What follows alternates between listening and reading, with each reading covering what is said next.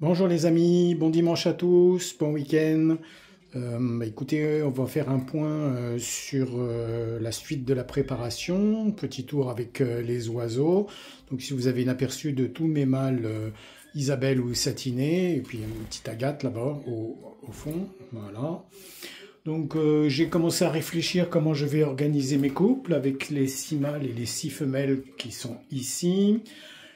Donc j'ai fait un premier passage, une première réflexion, c'est pas encore arrêté à 100%, mais bon, on va essayer de continuer d'y réfléchir. J'ai fait la même chose pour les rouges, et j'ai mis des bacs de couleurs pour repérer certains, les différencier, pour voir comment je vais organiser tout ça. Donc ça se prépare gentiment. Un petit point sur les femelles ici, il y en a qui viennent de se baigner, voilà, ici. Donc, au niveau de la préparation qui continue, février a démarré, donc j'ai commencé mon deuxième mois de préparation. Alors, le plus gros changement au niveau de la nourriture, c'est que on commence à distinguer l'apport en pâté entre les femelles et les mâles.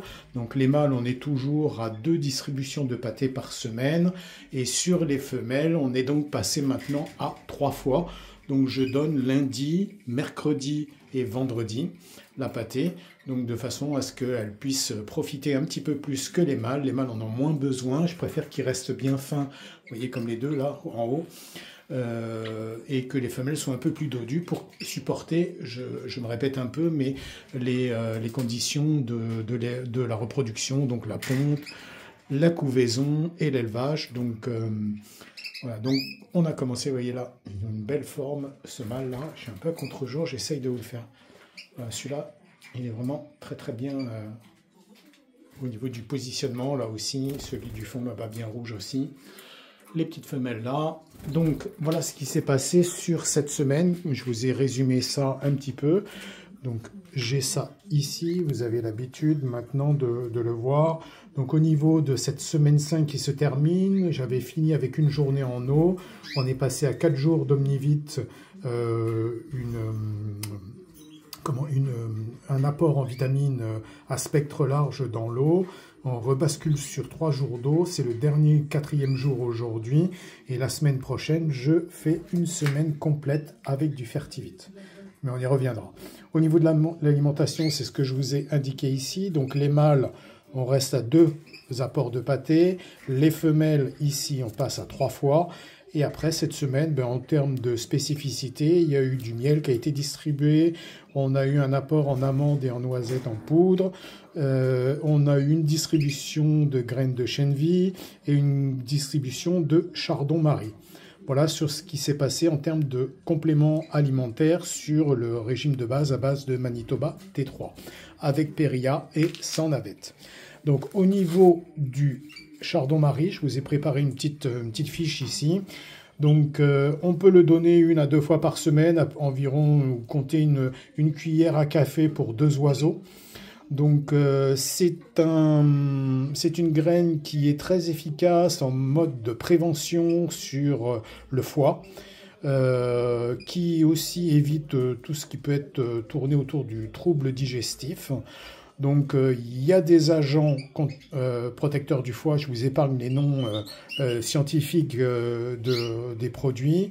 Donc c'est une graine qui contient ces agents, il y a des lipides, il y a des glucides et il y a à peu près 23 à 25% de protéines. Donc c'est une graine qui apporte pas mal de choses, qui est très appréciée des oiseaux.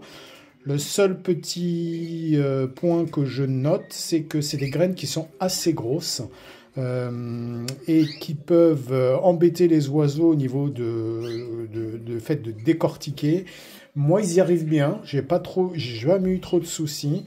J'ai déjà vu des éleveurs avoir des problèmes au niveau de la taille de la graine. Les oiseaux n'arrivent pas à les casser ou les laissent. Donc vous pouvez les mixer de façon à les casser et que ce soit plus facile et un peu en poudre pour les oiseaux incorporés dans votre mélange de base.